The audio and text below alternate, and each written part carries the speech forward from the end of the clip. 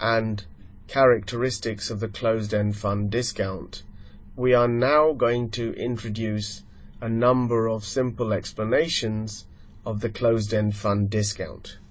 The explanations that we will examine include a fees-based explanation, a tax timing explanation, an explanation that relies on behavioral considerations, a liquidity-based explanation, and a managerial ability-based explanation. These are not an exhaustive set of explanations of the closed-end fund discount, but these are some of the leading explanations out there. Let us begin by considering the fees-based explanation. If we think about it, the net asset value of the fund represents the discounted present value of cash flows that the underlying assets of the fund will receive in the future. For example, if we are talking about an equity closed-end fund, then the net asset value should reflect the present value of dividends that the underlying assets will receive in the future. We can write this using the following equation, where the NAV at date 0 is the present value of expected cash flows, and CT are the expected cash flows, and little r is the required rate of return. The price of a closed-end fund share, in contrast, should reflect the present value of cash flows after taking out the fees that the fund charges from the cash flow stream. This is what investors should be prepared to pay for a fund share. The discount is defined as the percentage difference between the fund price and the net asset value. Putting these equations all together on the next slide, we have the NAV, we have the price, and we have the discount defined. And what we see when we write down the discount and substitute in for the NAV and the price, we can see that the discount reflects the present value of fees divided by the NAV. So the discount therefore reflects the present value of fees. So that is the fees explanation of the discount. So how good an explanation of the discount are fees? Clearly, with fees, funds should trade at a discount. But fees are typically quite sticky in the fund management context and don't change very much. Therefore, it seems unlikely that fees fluctuate enough to explain the variation we observe in the discount. Malkiel studies US discounts and considers whether fees can explain discount behavior.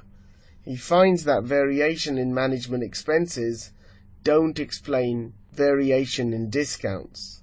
In addition, across funds, he finds no evidence of a correlation between US discounts and management expenses.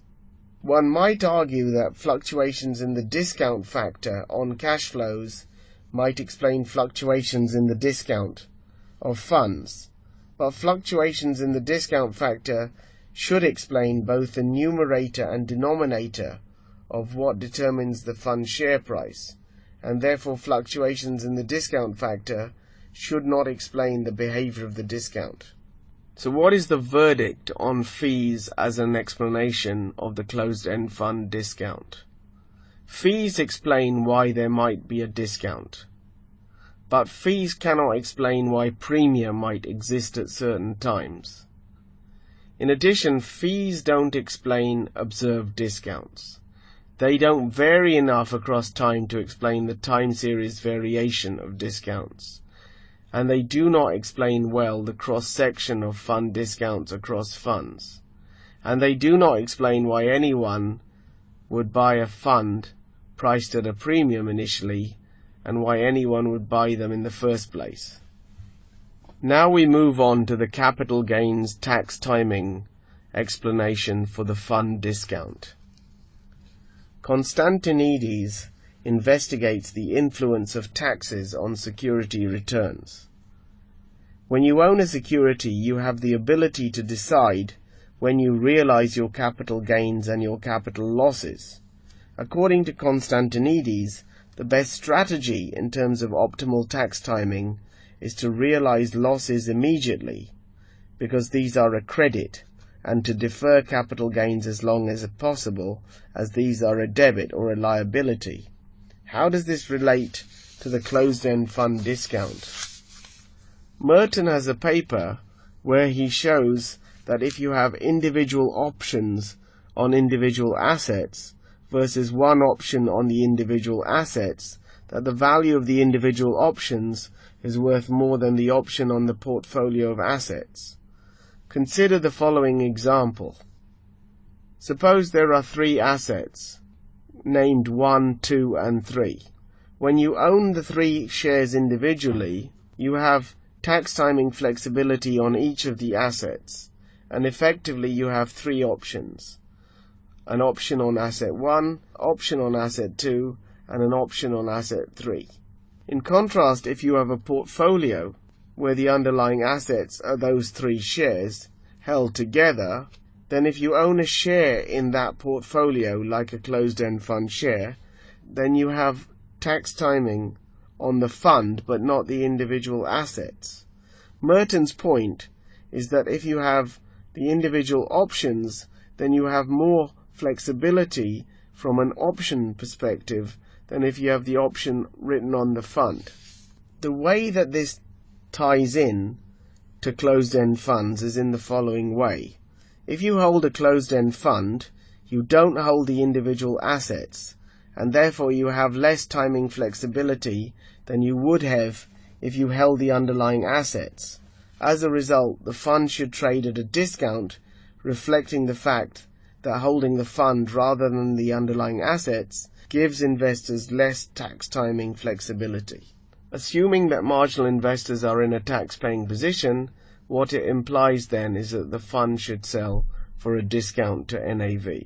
We know that options are more valuable if the underlying assets are more volatile. Tax timing options should therefore be worth more in the presence of greater security volatility. This should mean that discounts are larger when security volatility is greater, according to this tax timing explanation. Brickley, Manaster, and Schalheim find that this is the case, and they find that discounts are positively correlated with the average volatility of the assets in a fund. In the extreme case, when assets within the fund have a perfect positive correlation, then there is no difference between the tax timing flexibility if you own a fund versus the individual assets. However, as the correlation between the assets goes down, then tax timing options become more valuable. Kim, 1994, shows that funds with less correlated securities trade at a greater discount. In 1986, the U.S. Tax Reform Act made the long and short-term capital gains tax rates equal. Prior to that point, the short-term capital gains tax rate had been greater than the long-term capital gains tax rate. Because of this, it had been even more advantageous to recognize all losses short-term and all gains long-term, which made the tax timing option more valuable. Post 1986, therefore, we would expect the discount to narrow. Why? Because the tax timing option became less valuable, so the downside of holding a fund versus the underlying assets was smaller, and therefore we would expect a narrowing of the discount. But DeLong and Schleifer, 1992, actually found that the discount actually increased between 1985 and 1990. So what is the verdict on the capital gains tax timing explanation? The tax timing option explanation can explain why funds trade at a discount, but not why they trade at a premium. We would also not expect the value of the tax timing option to be as volatile as the volatility of the observed discount. In addition, it is difficult to square away this explanation with the discount increasing following the tax change in